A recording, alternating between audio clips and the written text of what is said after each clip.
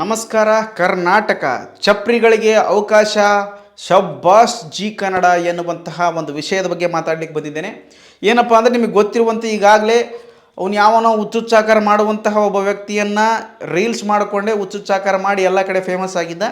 ಅದೇ ರೀತಿಯಾಗಿ ಹೂವಿನ ಬಾಣ ಅಂತ ಎಲ್ಲರ ಕೆಳಗೆ ಬಾಣ ಬಿಟ್ಟಂತಹ ಆಕಿ ನಿತ್ಯ ಏನು ಆಕಿನ ಹೆಸರು, ಆಕೆಯನ್ನು ಕೂಡ ಜಿ ಕನ್ನಡದವರು ಕಾಮಿಡಿ ಕಿಲಾಡಿಗಳಿಗೆ ಕರ್ಕೊಂಬಂದಾರ.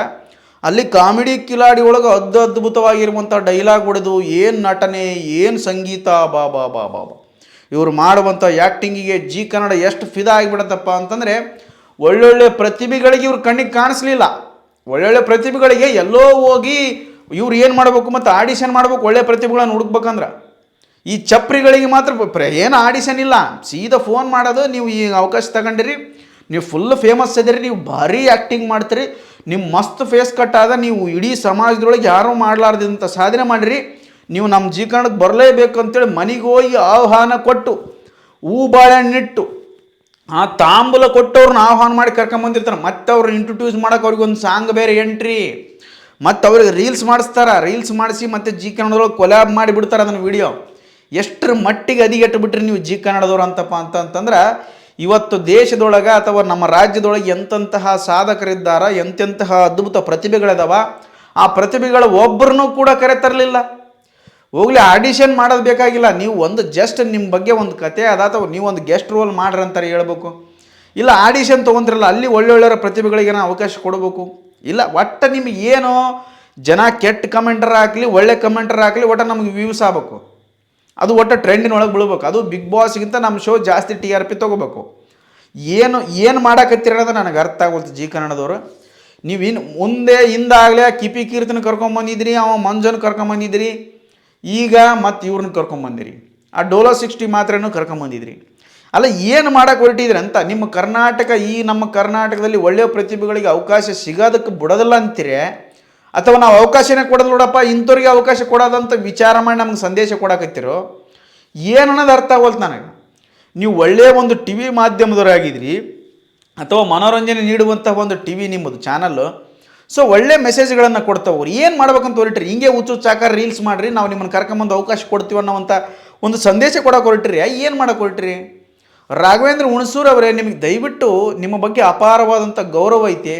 ಜಿ ಕನ್ನಡದಲ್ಲಿ ಕೆಲಸ ಮಾಡುವಂತಹ ಎಲ್ಲ ಜಡ್ಜಸ್ಗಳು ಕೂಡ ಅಪಾರವಾದಂಥ ಗೌರವ ಐತೆ. ನಿಮ್ಗೆ ಜಡ್ಜಸ್ಗಳು ಆಗಿರಿ ಅಂದ ಮಾತ್ರಕ್ಕೆ ಯಾರನ್ನೇ ಕರ್ಕೊಂಬಂದ್ರು ನೀವು ಅವ್ರಿಗೆ ನಮಗೆ ಪೇಮೆಂಟ್ ಕೊಡ್ತಾರೆ ಅನ್ನೋ ಒಂದು ಕಾರಣಕ್ಕೋಸ್ಕರ ಎಲ್ಲವನ್ನೂ ಸರಿ ಅನ್ನಕ್ಕೆ ಹೋಗ್ಬಾರ್ದು. ನೀವು ಯಾರು ಪ್ರಸಿದ್ಧ ನಟರು ಅಥವಾ ಖ್ಯಾತ ನಟ ನಟಿಯರು ನೀವೇನು ಜಡ್ಜಾಗಿ ಹೋಗಿರಲ್ಲ, ನಿಮಗೆ ತಲೆಗಾರ ಬುದ್ಧಿ ಐತೆ ಇಲ್ಲ, ಹೇಳ್ಬೇಕು ನೋಡಪ್ಪ ಇದು ಈ ರೀತಿ ಆಗಿರೋದ್ರಿಂದ ಇದು ಸಂದೇಶ ಕೊಡಂಗಿಲ್ಲ ಜನಕ್ಕೆ, ಎಲ್ಲರೂ ಹಿಂಗೆ ಹುಚ್ಚುಚ್ಚು ಮಾಡ್ಬೇಕಾಗ್ತೈತಿ. ಸೊ ಹಂಗಾಗಿ ಬೇಡ, ಈ ರೀತಿ ಅವಕಾಶ ಕೊಡಬಾರ್ದು ಅಂತ ನಿಮಗಾರ ಹೇಳಕ್ಕೆ ಬುದ್ಧಿಲ್ಲ ಅಂತ ಹೇಳಿ ಅವ್ರು ಯಾರನ್ನು ಕಳಿಸ್ತಾರೋ ಅವ್ರು ನೋಡೋದು, ಒಳ್ಳೊಳ್ಳೆ ಕಮೆಂಟ್ಸ್ ಕೊಟ್ಬಿಡೋದು, ನೀವು ಬೆಳೀರಿ ಅಂತ ಹೇಳ್ಬಿಡ್ದು. ಏನು ದೊಡ್ಡ ಬೆಳವಣಿಗೆ, ಅದೇನು ದೊಡ್ಡ ಪ್ರತಿಭೆನಾ? ಅಲ್ಲ, ನೀವು ಅವಕಾಶ ಮಾಡಿರಿ. ಈಗ ನಮ್ಮ ಕಾಲದೊಳಗಿದ್ದು ಈ ರೀತಿಯಾಗಿ ಅವಕಾಶಕ್ಕೋಸ್ಕರ ಬೇಡಿಕೊಂಡು ದಿನ ಒಂದು ಊರು ಅಡ್ಡಾಡ್ರ ಮುಂದೆ ನಿಮಗೆ ಈ ರೀತಿ ಆಗಿತ್ತಪ್ಪ ಅಂತಂದ್ರೆ, ಅಥವಾ ನಿಮ್ಮ ಕಾಲಕ್ಕೆ ಈ ರೀತಿ ಆಗಿದ್ದು ಸುಮ್ಮನೆ ಇರ್ತಿದ್ರೆ ನೀವು ಈಗ ಏನು ದೊಡ್ಡ ಪ್ರಸಿದ್ಧ ನಟರ ಮಗ ಅಲ್ಲಿ ಕೂತ್ಕೊಂಡು ಎಲ್ಲದಕ್ಕೂ ಜಡ್ಜ್ಮೆಂಟ್ ಕೊಟ್ಟಿದ್ದು ಭಾರಿಯಪ್ಪ. ಅವ್ರು ಹೇಳುವಂಥ ಎಲ್ಲ ವಿಷಯಕ್ಕೂ ತಾರಾ ಮೇಡಮ್ ಅವ್ರು ಗಾಬರಿಯಾಗಿ ನೋಡ್ತಾರಪ್ಪ. ಏನು ಗಾಬರಿ ಮಾಡ್ಯಾರು ಅವ್ರು? ಏನು ನಾವು ರೀಲ್ಸಲ್ಲೇ ಜೀವನ ಕಳೆದ್ಬಿಟ್ಟಿವಂತ, ರೀಲ್ಸ್ ಮಾಡೋದೇ ಜೀವನನ?